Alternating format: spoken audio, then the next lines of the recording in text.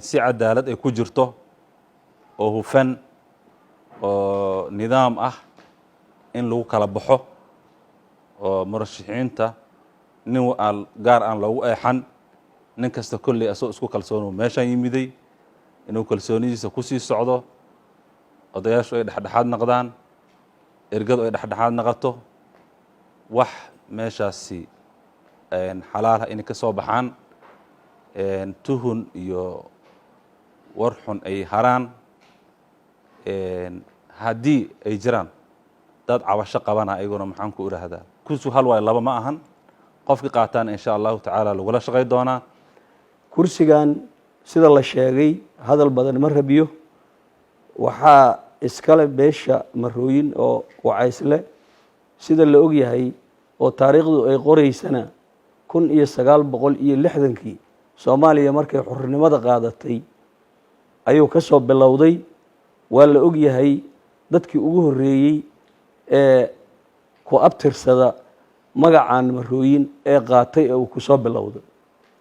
waa la og yahay oo dadka Soomaaliyeed oo dhan waa yaqaaniin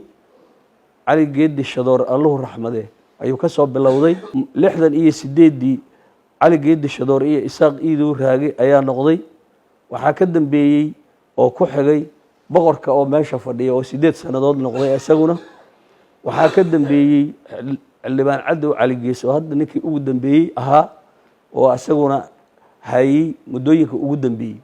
dadka Soomaaliyeed oo dhan waa yaqaaniin haddii ay wax ka bedelan yihiin sida aan sheegana dadka Soomaaliyeed oo dadkan yaqiin taariikhdana la socda ayaa beeri doona dhanka kale boqor Cabdullaahi Geedi Shadoor oo ugu sareeya dhaqanka beesha kursigan leh ayaa soo jeediyay in hore loo wado doorashada kursiga Hob 067 oo sheegay in dhaqanku marqaati ka yihiin in musharaxantani ay ku wada qanacsan yihiin anaanka doorashadu u socoto raggaan hadduu isu yimid shantii musharaxan ma anileenyo meel tagtiin soo taliya noo soo taliya waa fadhiisteen go'aamay gaareen hawsha waxay noqotay subaxan in hore laga bilaabo ama laga wadaba oo habkii dariiqii lagu wadi rabo lagu wado shantoodina waa kuwa inta fadhiya dadkii odayaashiisii iyo dhaqankiisii na waa kuwan iyo aqoon-yahankiisii inta kaleeto oo ergada ahaydna waa noo fadhidaa ergadiioo noo fadhida odayaalkii iyo musharaxiyo noo fadhiya intaasaan diyaar ku nahay ciddaan haddaad aragtiin dhalinta u joogto oo ugu dhalin badan dhaqankana ugu horeysa haddaan inta nool waa aniga Cabdullaahi Geedi Shadoor ah anaa ugu dhalin badan uguna soo horeeyey 67 sano aan tala ku jiraa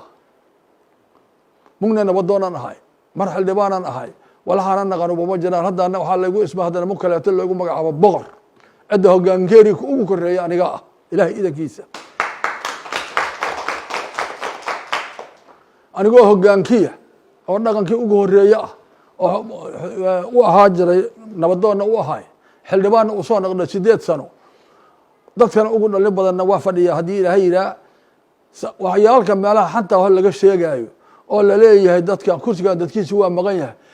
ma maqnee waa joogaa waa nimid ergadiisi waa joogtaa murashaxiisina waa joogaa